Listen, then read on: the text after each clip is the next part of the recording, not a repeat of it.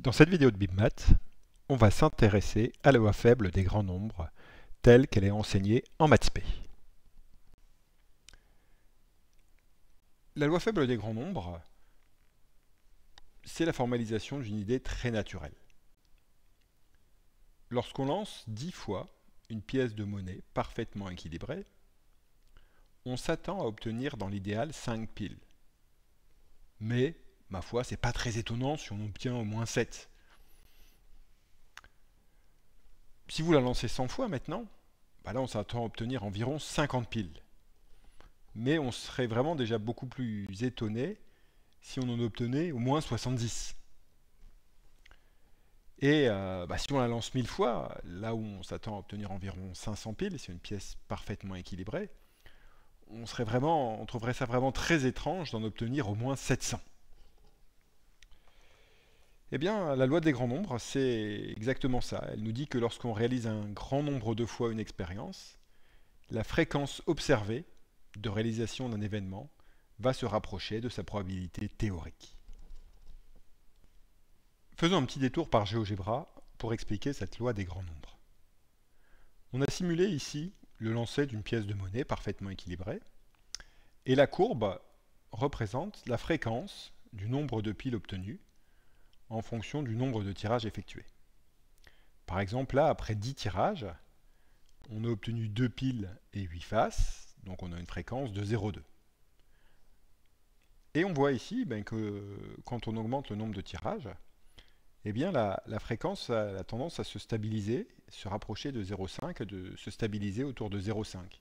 Donc là, par exemple, avec 23 tirages, je suis parti dans l'autre sens. Cette fois, j'ai un peu plus de piles que de faces. J'ai 13 piles pour 10 faces, et donc une fréquence de 0,57. Mais on voit ici que quand ça augmente, je vais aller jusque 100 par exemple, et bien ici j'ai 48 piles et 52 faces, une fréquence de 0,48. Et si je continue, alors évidemment il y a des fluctuations, c'est pas idéal, mais on a quand même tendance à se rapprocher de plus en plus d'une fréquence de 0,5, et par exemple sur 48 piles et 102 faces, on a 98 sur 200, qui là fait 0,49. On formalise cette idée à l'aide du vocabulaire des variables aléatoires.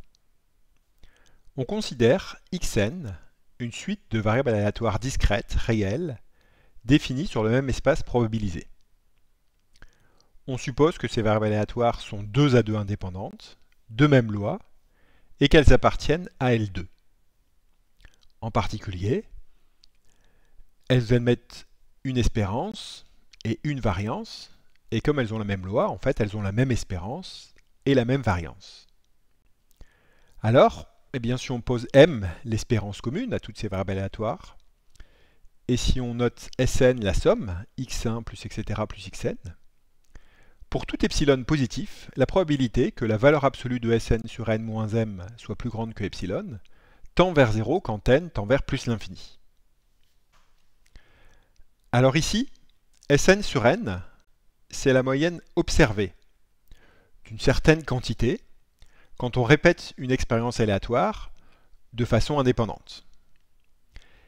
Et la loi faible des grands nombres nous dit que pour tout epsilon positif, la probabilité que la moyenne observée s'écarte de la moyenne théorique de plus de epsilon tend vers 0 quand n tend vers plus l'infini.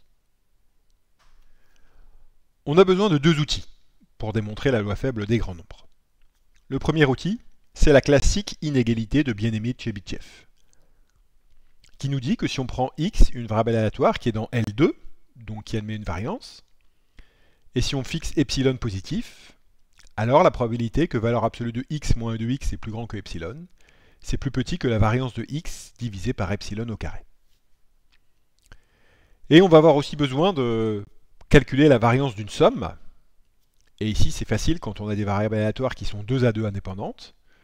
Donc si je considère n variables aléatoires définies sur le même espace probabilisé, qui sont toutes dans L2, donc qui admettent une variance, et qui sont 2 à 2 indépendantes, eh bien la variance de leur somme est égale à la somme des variances.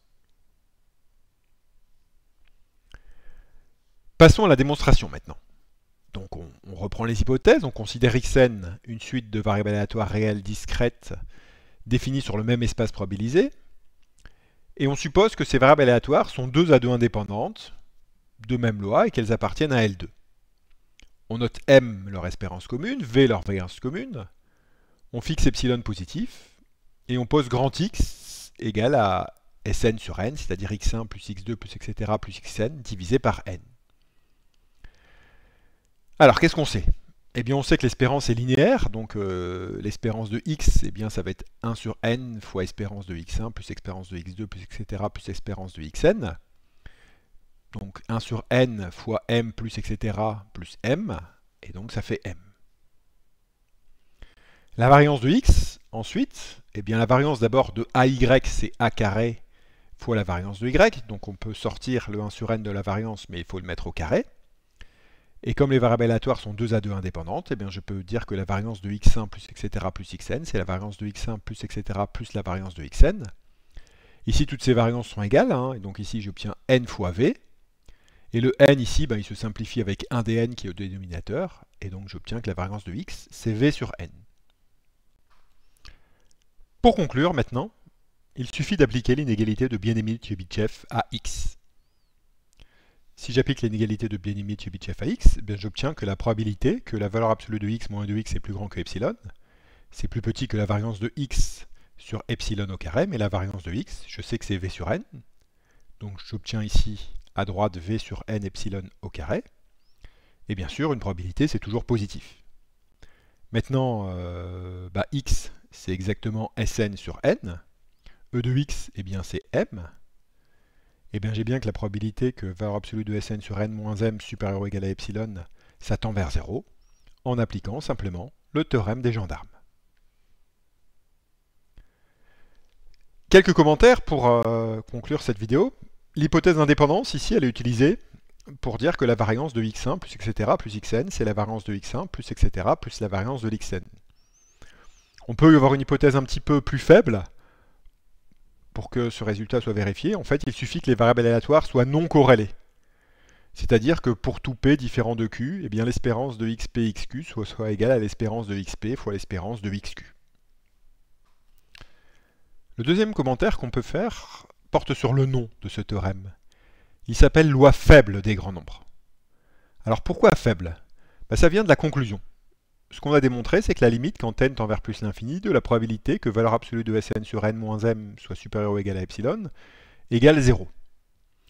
Quand on fait des probabilités de façon un petit peu plus évoluée, on dit que la suite Sn sur n converge en probabilité vers m. Et on peut s'en douter, il y a aussi une loi forte des grands nombres, où cette fois on va démontrer que la suite Sn sur n va converger vers m, mais pour un autre mode de convergence en probabilité, pour ce qu'on appelle la convergence presque sûre, qui revient en dire en fait que Sn de oméga divisé par n va tendre vers petit m pour tous les oméga de notre univers de départ, sauf éventuellement pour des oméga dans un ensemble négligeable. Voilà, vous avez tout ce qu'il vous faut savoir sur la loi faible des grands nombres pour aborder tous les exercices de maths p en toute confiance. Bye bye et à bientôt.